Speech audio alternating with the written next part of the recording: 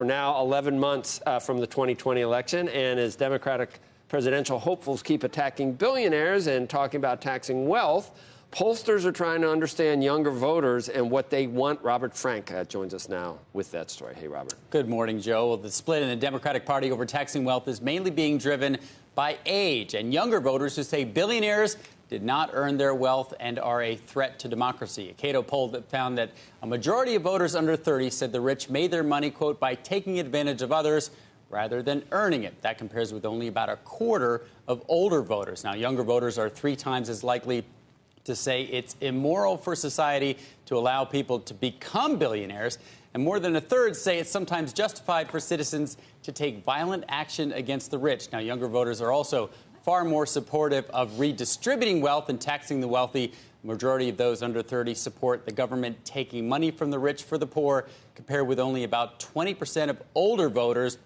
More of them also support a top tax rate of 70%. Now, the question is whether this is particular to this generation or whether people in their teens and 20s have always opposed large wealth. Now, in 1978, a majority of people under 30 also said the income gap between the rich and the poor should be reduced by raising taxes on the wealthy. But the age gap explains why Elizabeth Warren and Bernie Sanders are getting a lot of strong support from younger voters, while Biden and the more moderate candidates are attracting the older voters. There was also a poll over the weekend in the New York Times that showed 63% of all voters support a wealth tax, 2% of those over 50 million, but that the only subgroup that did not support it are college-educated Republican men. That was the only demo that doesn't support a wealth tax. Can you go back to the using violence against them statistic? What was that?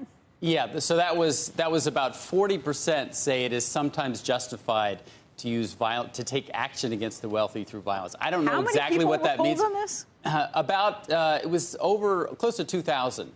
That's so nuts. It was statistically significant. Yeah, it's disturbing. Yeah. It's disturbing.